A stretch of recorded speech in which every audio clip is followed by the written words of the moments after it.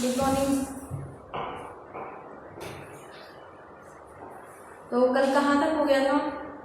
आपकी क्लासेस में फंक्शन हो गया था और फंक्शन के जो चैप्टर्स हैं, टॉपिक हैं, वो फंक्शन के काफ़ी कवर हो गए। ठीक है, तो मैं बेसिक चीज़ें स्टार्ट की थी और फर्स्ट टॉपिक हमने आज शुरू करना है। फर्स्ट टॉपिक में क्या है कि फंक्शन जो है वो 4 मेथड होते हैं फंक्शन के, और 4 मेथड में जो पहला मेथड हम आज शुरू करने वाले थे वो क्या था? वो ये था कि without return and without argument, without return and without argument. ठीक है, विदाउट रिटर्न और विदाउट आर्ग्यूमेंट। ठीक है, तो अब इसमें क्या है, विदाउट रिटर्न क्या होता है? जो कुछ भी रिटर्न ना करता हो। विदाउट आर्ग्यूमेंट क्या होता है? जो कोई भी आर्ग्यूमेंट ना लेता हो। ठीक है, आपको बता दें कि प्रोग्राम के 3 पार्ट्स होते हैं। 3 पार्ट्स इन द सेंस, पहला पार्ट इंपॉर्टेंट होता है फर्स्ट स्टेज, फंक्शन का प्रोटोटाइप, फंक्शन प्रोटोटाइप। दूसरा होता है आपका फंक्शन डेफिनेशन, फंक्शन डेफिनेशन। तीसरा होता है फंक्शन कॉलिंग, फंक्शन कॉलिंग। ठीक है, फंक्शन प्रोटोटाइप क्या होता है? फंक्शन प्रोटोटाइप वो होता है जब फंक्शन का नाम डिक्लेयर किया जा रहा हो। ठीक है, जब फंक्शन का नाम डिक्लेयर हो, यानी कि जब हम ये चीज डिक्लेयर कर रहे हो कि फंक्शन, क्या फंक्शन बनाया जाना है, क्या फंक्शन का नाम डिक्लेयर करना है, और वो फंक्शन किस ऑपरेशन को परफॉर्म करेगा, किस चीज को एग्जीक्यूट करेगा, ये आता है आपका फंक्शन का डेफिनेशन के अंदर। फंक्शन की डेफिनेशन डिसाइड करती है कि फंक्शन क्या क्या चीजें क्या है, ऑपरेशन एग्जीक्यूट करेगा। ठीक है, और कॉलिंग होता है, कॉलिंग मोस्ट इंपॉर्टेंट पार्ट होता है।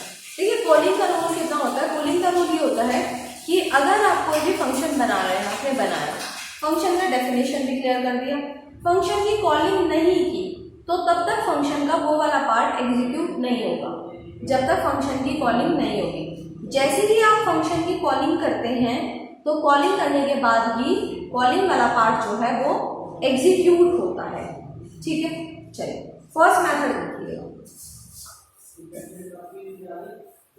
फर्स्ट मेथड में आपको एक प्रोग्राम मैकेनिकल क्वेश्चन बताया था। क्या क्वेश्चन लिखवाया था कल? कि write a program to create a calculator using the function first method without return without argument.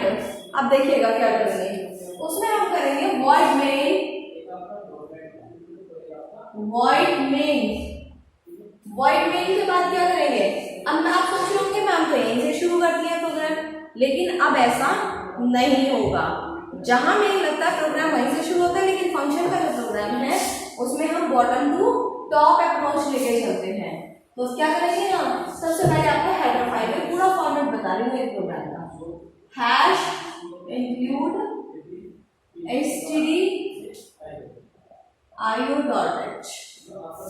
Hash include conio.h।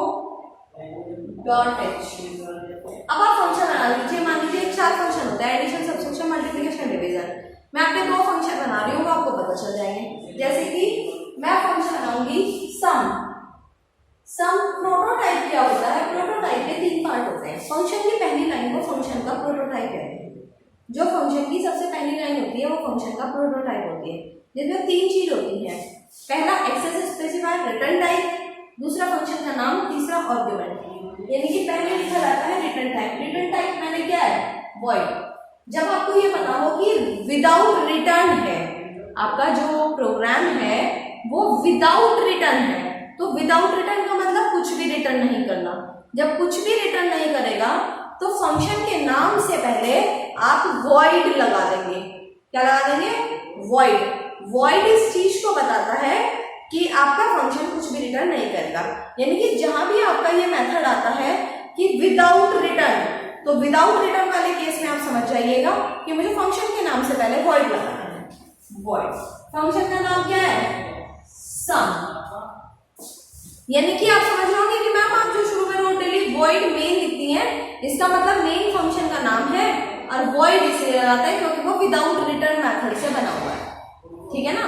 Without return in the sense क्योंकि वो कुछ भी रिटर्न नहीं करता है, ठीक है। उसके बाद फंक्शन के नाम के सामने लगता है गोल ब्रैकेट। अगर ये ब्रैकेट खाली है तो क्या है, विदाउट आर्ग्यूमेंट। अगर आपका मेथड है विदाउट आर्ग्यूमेंट, अगर आपका मेथड है क्या, विदाउट आर्ग्यूमेंट, तो आप क्या करेंगे, आप फंक्शन के नाम के बाद जो गोल ब्रैकेट है, स्क्वायर ब्रैकेट है, उन ब्रैकेट्स को बिल्कुल खाली रखेंगे, ठीक है। लेकिन अगर आपको ऐसा लगता है कि मेरा जो मेथड है वो क्या है, वो है विद आर्ग्यूमेंट, तो इन ब्रैकेट के अंदर कुछ ना कुछ लिखा होगा। वो क्या लिखा होगा वो मैं आपको अभी सिलेबस में आगे बताऊंगी, क्वेश्चन में आगे, ठीक है। अभी मेथड क्या चल रहा है, अभी मेथड चल रहा है आपका विदाउट आर्ग्यूमेंट और विदाउट रिटर्न, ठीक है, विदाउट आर्ग्यूमेंट और विदाउट रिटर्न। चलिए, तो मेथड समझ में आया। यानी ये पहली, सबसे पहली लाइन जो होती है, इस फर्स्ट लाइन को बोलते हैं फंक्शन का प्रोटोटाइप, और प्रोटोटाइप ही डिसाइड करता है कि आप कौन से मेथड का फंक्शन बना रहे हैं। अगर आपने विदाउट रिटर्न विदाउट आर्ग्यूमेंट है तो यहाँ पे वॉइड लगाएंगे और इस ब्रैकेट को खाली रखेंगे। दोनों में से कुछ भी नहीं है, ना तो रिटर्न टाइप है, विदाउट रिटर्न है। विदाउट रिटर्न यानी कुछ भी रिटर्न नहीं करेगा तो उसके लिए वॉइड यूज होता है, ठीक है। और अगर वो विदाउट आर्ग्यूमेंट है तो ये ब्रैकेट खाली होंगे। अगर विद आर्ग्यूमेंट है तो इन ब्रैकेट में कुछ लिखा होगा, क्या लिखा होगा वो आगे बताएंगे, ठीक है। तो पहली लाइन कंप्लीट, फंक्शन का प्रोटोटाइप कंप्लीट। प्रोटोटाइप शॉर्ट में डेफिनेशन बोल सकते हो कि when you are declaring a function then the first line of the function is the function prototype. जब आप एक फंक्शन को बना रहे हो, फंक्शन की जो पहली लाइन होती है वो फंक्शन का प्रोटोटाइप होती है, क्लियर। अब ब्रैकेट लगा, ब्रैकेट के अंदर जो आएगा वो होगा फंक्शन का डेफिनेशन, यानी कि जो ये बताएगा कि ये फंक्शन कौन सा ऑपरेशन जनरेट करेगा। क्या ऑपरेशन जनरेट करना है, सम करना है, सम करना है तो सम कर लो। Integer x equal to 10, y equal to 20 और z is equal to 0, z is equal to x plus y। printf sum of two values बराबर परसेंटेज d और फिनिश। फंक्शन का प्रोटोटाइप फिनिश, फंक्शन का definition finish. Prototype in the sense की पहली line जो ये बताएगी फंक्शन का नाम क्या है और फंक्शन किस मेथड पे बना हुआ है। डेफिनेशन जो ये बताएगी कि फंक्शन क्या इवैल्यूएट करने वाला है, फंक्शन क्या डेफिनेशन देने वाला है, फंक्शन कौन सा ऑपरेशन परफॉर्म करने वाला है, ठीक है। लास्ट आता है, अब आप इसके अंदर एक और फंक्शन भी बना सकते हैं। देख लीजिएगा, मैंने एक और फंक्शन बना दिया, यहाँ नीचे स्पेस नहीं है, मैं साइड में लिख रही हूँ। वॉइड सब फॉर सब्सट्रैक्शन। पहली लाइन प्रोटोटाइप की, प्रोटोटाइप लिखते पता चल जाएगा फंक्शन किस नाम का है और किस मेथड का है। अब डेफिनेशन, अब मैं क्या करती हूँ, इंटीजर a बराबर 20, b बराबर 5, c बराबर 0, c बराबर a माइनस b और printf कर दिया मैंने किसको, c को। Subtraction of two values is equal to c, दो वैल्यूज का सब्सट्रैक्शन हो गया।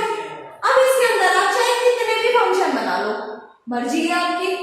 लास्ट में जब आपको जितने भी फंक्शन बनाने हैं 10, 20, 30, 50 सारे फंक्शन बनाने के बाद आप क्या कर दीजिए, अब उसके बाद मेन फंक्शन लगा दो, वॉइड मेन। वॉइड मेन के बाद क्या है, मैंने आपको बताया था फंक्शन के प्रोग्राम में तीन चीज इंपॉर्टेंट होते हैं। पहली चीज फंक्शन का prototype, function prototype will declare what is the function, what is the name of the function and what is the method of the function, correct. उसके बाद जो अंदर लाइन आती है ब्रैकेट के अंदर, वो क्या होता है, फंक्शन का डेफिनेशन, जो ये बताएगा तो what the operation will perform the function, function क्या ऑपरेशन परफॉर्म करेगा, फंक्शन क्या एग्जीक्यूशन करेगा, and the final stage of the function क्या है। फाइनल स्टेज कहती है फंक्शन का कॉलिंग, क्या कहती है, फंक्शन का कॉलिंग, और फंक्शन की कॉलिंग जब तक नहीं होगी तब तक फंक्शन एग्जीक्यूट नहीं होगा।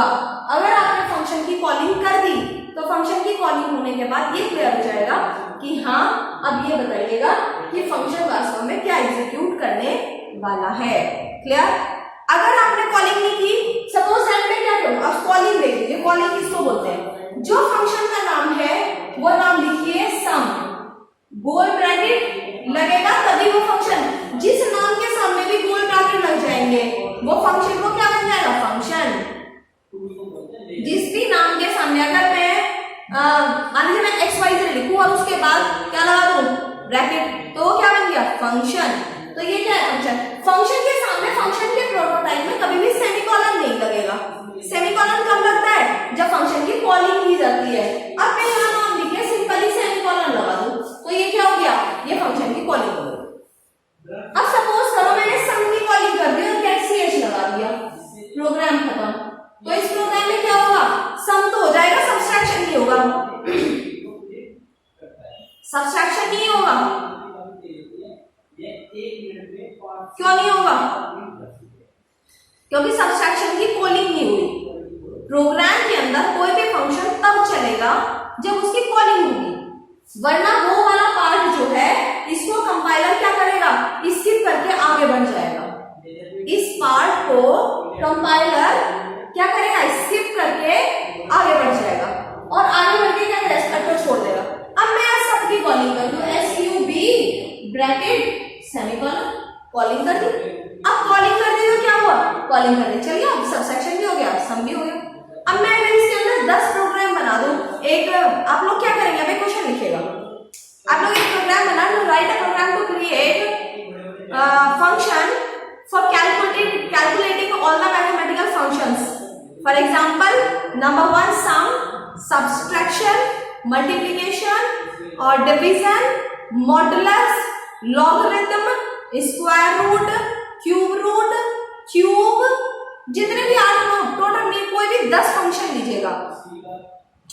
हर 10 फंक्शन के अंदर हाँ एक चीज आपको जो नोटिस करनी है, जो याद रखनी है, वो क्या रखनी है कि फंक्शन के जो वेरिएबल है इनके अंदर जो आप वेरिएबल लेंगे वो आपके मैच ना करना, ठीक है। तो क्या करेंगे, 10 फंक्शन बनाना और मेन फंक्शन लिखकर 10 के 10 फंक्शन की कॉलिंग कर देना। जैसे मैंने 2 बनाए हैं ऐसे आपको 10 बनाने हैं, उसको सिस्टम पे चला के देखना, ठीक है, उसको सिस्टम पे चला के देखना कि 10 की 10 वैल्यूज प्रिंट हो रही हैं या नहीं हो रही। दूसरी बात, अगर आपने अब आप सोच रहे हो कि मैम ये तो 10 और 20 केवल इनको ऐड करेगा, अगर मैं बाहर से वैल्यू देना चाहूँ हाँ बिल्कुल दे सकते हैं। फंक्शन के अंदर ही यहाँ पर printf enter the value of x and y और फिर स्कैन करके x और y की वैल्यू को मंगवा लीजिएगा। यहाँ जरूरी नहीं है कि आप वैल्यू प्रोग्राम के अंदर ही डिक्लेयर करें, आप प्रोग्राम के बाहर भी डिक्लेयर कर सकते हैं, सॉरी मतलब बाहर से मंगवा सकते हैं, क्या ना मतलब ये है मेरा।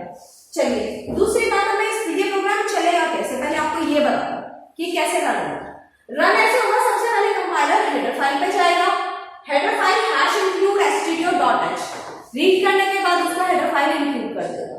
उसके बाद दूसरी हेडर फाइल पे जाएगा #include conma.h, अब दूसरी हेडर फाइल को इंक्लूड कर देगा।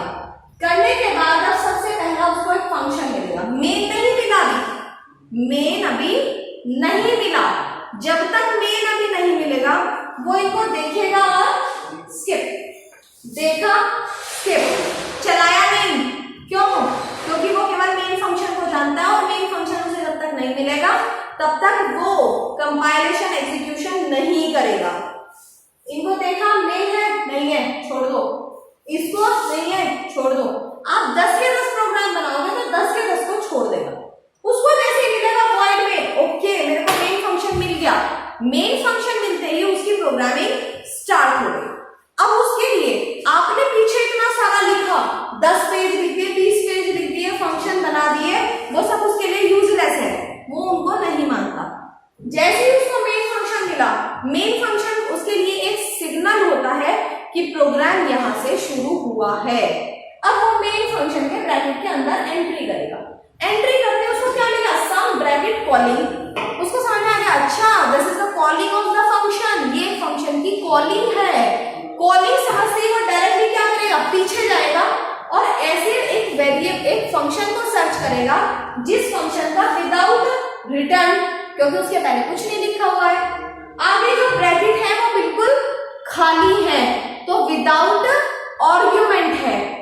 अब वो सम नाम के फंक्शन को ढूंढेगा जो विदाउट रिटर्न और विदाउट आर्गुमेंट है। पीछे जाएगा ऐसे ऐसे ऐसे ऐसे ऐसे ऐसे मिल गया, विदाउट रिटर्न विदाउट आर्गुमेंट सम नाम का फंक्शन मिल गया। ब्रैकेट के अंदर जाएगा, इंटीजर x की वैल्यू 10 करेगा, y की 20 करेगा, z की 0 करेगा, x y को जोड़ेगा और z को इनिशियलाइज कर देगा वैल्यू, और print f sum of the two values, z को प्रिंट करके यहां से बाहर कहां जाएगा, अगली लाइन में वॉइड सम में नहीं, डायरेक्टली वहीं जाएगा जहां से सम को कॉल किया था।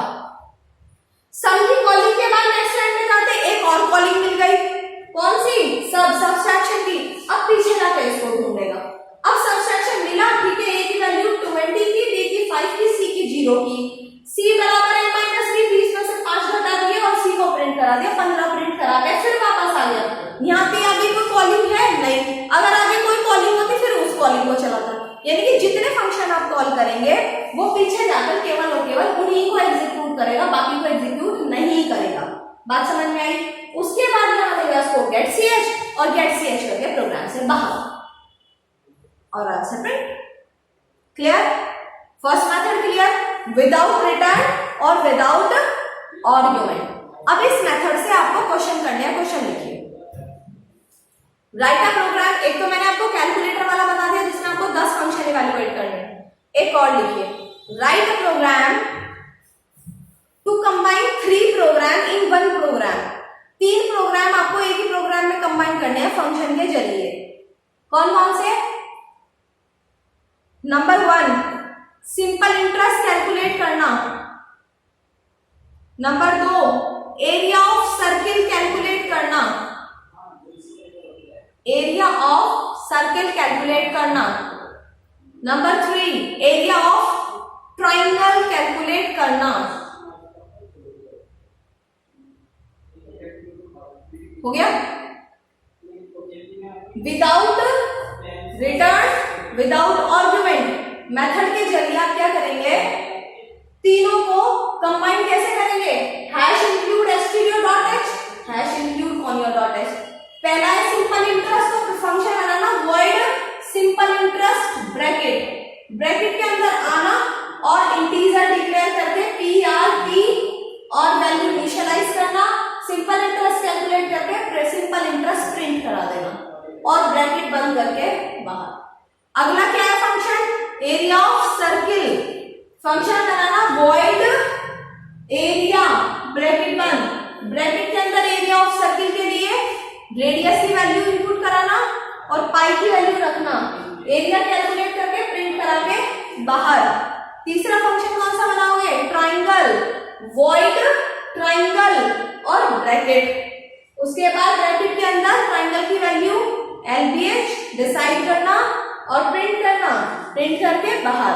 फिर क्या लगाओगे, वॉइड मेन, वॉइड मेन लगाने के बाद एक लाइन में तीनों की कॉलिंग कर देना, सिंपल इंटरेस्ट ब्रैकेट लगा के सेमीकोलन, एरिया ब्रैकेट लगा के सेमीकोलन, ट्राइंगल ब्रैकेट लगा के सेमीकोलन, गेट ch करके ब्रैकेट बंद कर देना।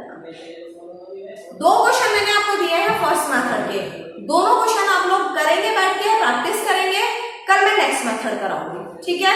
Okay, thank you very much.